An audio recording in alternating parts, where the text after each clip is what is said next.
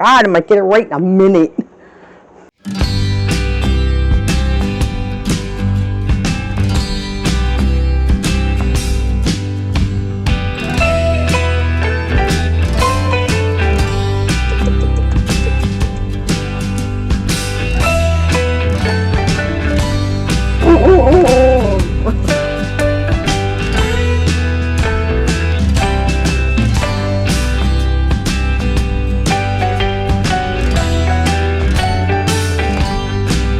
Hey garden maters, welcome to Quarter Homestead. So today is the very last day of our 3-part trilogy of soups. And I gotta tell you, my pantry is looking pretty darn good. So today I'm making another great soup to have in the pantry, especially for the winter. And it's gonna be split pea with ham. Yes, I will be adding ham, but it's kind of going to be like a little shortcut of a ham because I didn't want to make a whole ham and I didn't want to do ham slices. So wait till you see the easy way I'm going to make this split pea. Now I am going to be making 2 pounds of split pea. The more the merrier, right?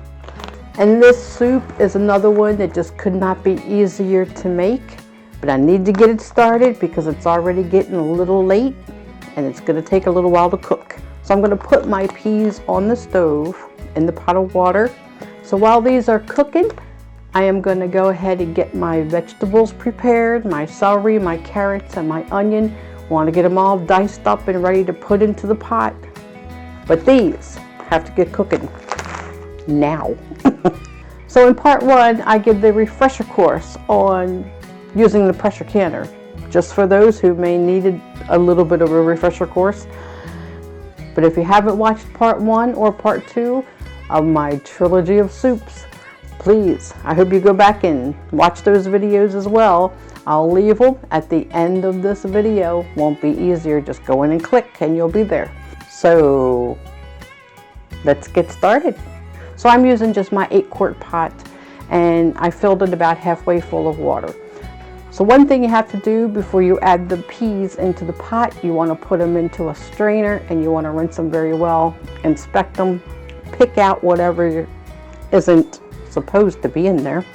These peas weren't too bad when I picked through them. Found a few little things that I don't want in my peas or in my soup, so just rinse them real well, inspect them, pull out any debris, and then add them to the pot.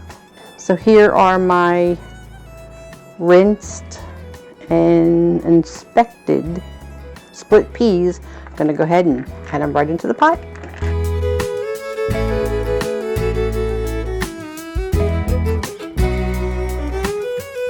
Okay, so we're going to cover this up. We want it to come up to a simmer, and then we're going to simmer it for 1 hour. So while this is coming up to a simmer, I'm going to go ahead and prepare my vegetables to put into it. Onion, celery, and carrot.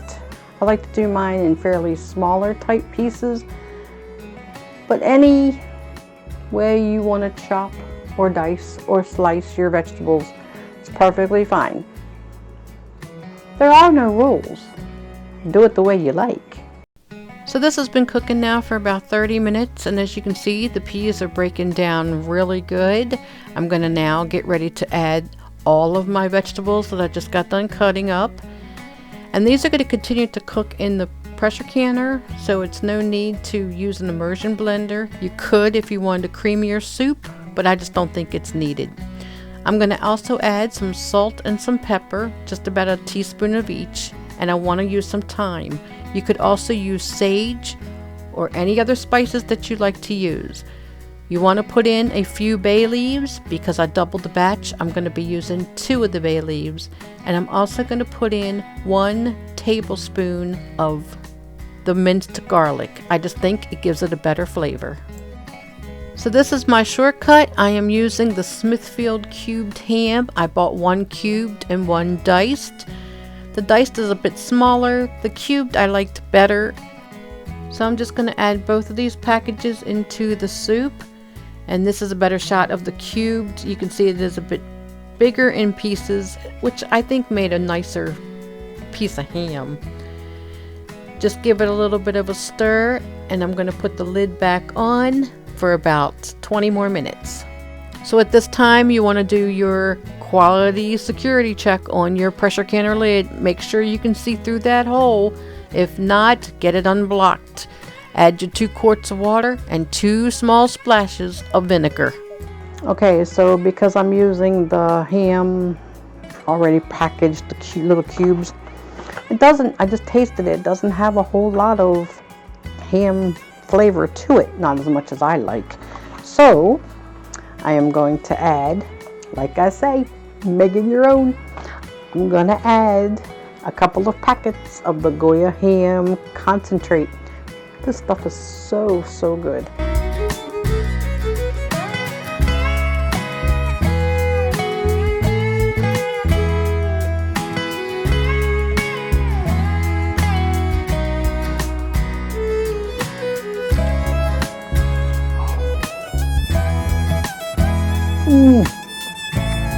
It's perfect. It's perfect. So pint-sized jars, very hot jars, very sterile. And you don't want the bay leaf, so when you find it, take it out.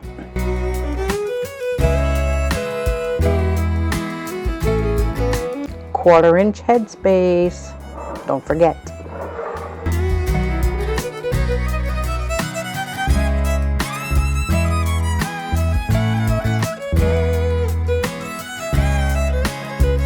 A little Dia bubble with my spurtle.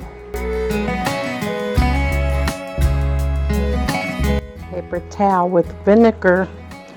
Don't forget. Want to get all those rims clean as a whistle.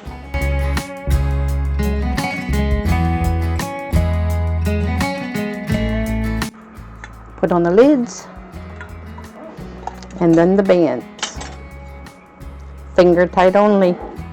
4 down, many more to go.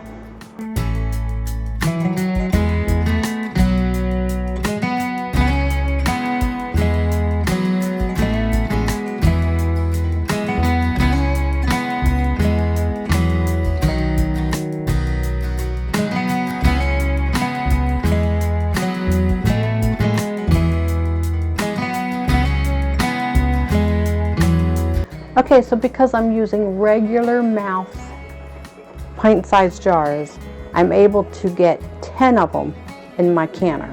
So the lid is on. We're going to wait for that steam. Let it steam out for 10 minutes before you add that weight. I'm telling you, it smells so good in here. So it's vented for 10 minutes, and now I'm just putting on the weight and wait for it to jiggle. So we've got takeoff. It's only been about 5-10 minutes and it's jiggling. So because they are pint-sized jars, we're only going to process them for 75 minutes. If they were quarts, they would be 90 minutes. Now, I had someone email me yesterday and they wanted to know if the processing time ever changes depending on where you live. And the answer to that would be no. The processing time does not change. The only thing that changes depending on where you live is the amount of pressure you use, whether it be 5, 10, or 15 pounds of pressure. That is why I said, if you know your elevation, you'll know what pressure you're using. But the time, processing time, stays the same. 75 minutes, and then we'll turn it off, walk away, and let the pot come back down before you remove the weight. Can't stress that enough. Don't remove that weight until that pressure is gone, and I'll be back when they're finished. So the 75 minutes is completely up. I've waited another 30 minutes. Pressure valve just went down, so now we can take off the weight, pull them out, and see how good they did. I've got another batch to do yet.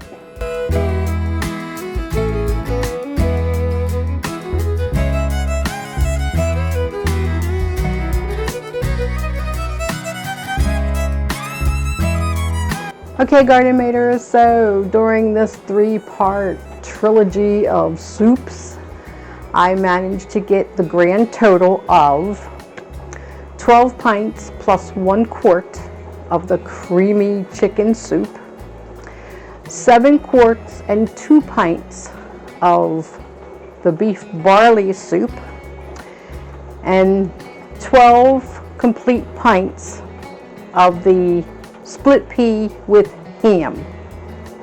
Not bad totals at all. Did it take me 3 days to do all this? No. More 5. I did take 2 days off because I was so tired. Now before this trilogy, I also canned a full 12 pints of celery, 12 pints of my pintos with ham. If you haven't watched the video on how I do these, please go back and watch it. They are so easy to do and they are so delicious. So yes, I've been busy in this kitchen doing canning, but I'm telling you, after today, that is it. There will be no more for a while anyway, at least a month or two, until after the holidays. I need a break. No offense, I love my Presto canning pot. If you follow my channel and you've seen when I first got the canner, how excited I was, and I still am. I love my pot, but now after a full week of nothing but mess and canning, I don't want to look at it for a while. Yes, it's pressurizing again because this is the last batch I'm doing right now of the very last of the split pea and ham. As soon as this is done, I can call it quits for a while. So I hope if anything I have inspired you to get canning. Make your own homemade soups. They're so much better for you. You know what goes in them. Nobody else knows but you. A lot of work now is going to equal so easy in the long run. That's the part I enjoy, when you can just open it, heat it, eat it. And you know it's homemade. So thanks for joining me for this trilogy. I hope you caught all 3 parts. If not, please go back and watch what you missed. It is always so nice to have you with me in the kitchen. I've enjoyed doing this for my garden maters, and I'm sure I'll be doing it again. So until next time, I love y'all. Take care. God bless. And I'll see you on the next video. Okay, garden maters, so it's been a while and all the jars have cooled down. You couldn't ask for it to turn out any better. It's just, it's beautiful. It's beautiful in this jar. One thing I don't ever think I've put into my videos was about storing your jars after they're cool. So I have had quite a few questions on that through the emails. So I want to address it real quick.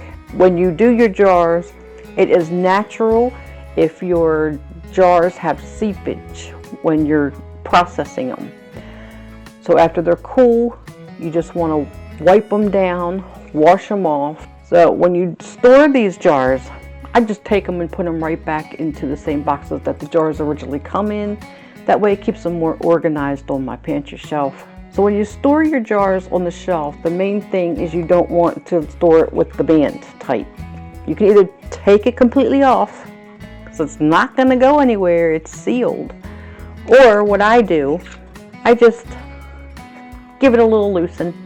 Just loosen it just a little, only because I don't have a place to put all of these bands. So just loosen it, keeping it on the jar. It's just as good as taking it off. The purpose of giving it a little bit of room is in case the seal was to break while it's on the shelf. And I've had that happen before. If the seal breaks, it needs to be able to expand a little. Otherwise, your jar, it could just blow off the top and explode. You don't want that mess. You just don't want it. So to play it safe, always store your jars with a loose lid or completely off. Totally up to you. So I hope I answered your question on how to store the jars, because like I said, I get so many questions on that. So that's all you do. Wipe them clean, especially if there was seepage during the canning process, take off the bin or at least loosen the bin before you put it on your shelf. And there you have it. It's slowly getting cleaned up. Slowly. I actually brought up 4 jars, too many. You know, I'm going to have to put something in those, right? They will not go back to the pantry shelf empty. Mark my word. Oh, God, I might get it right in a minute. It's been a long week.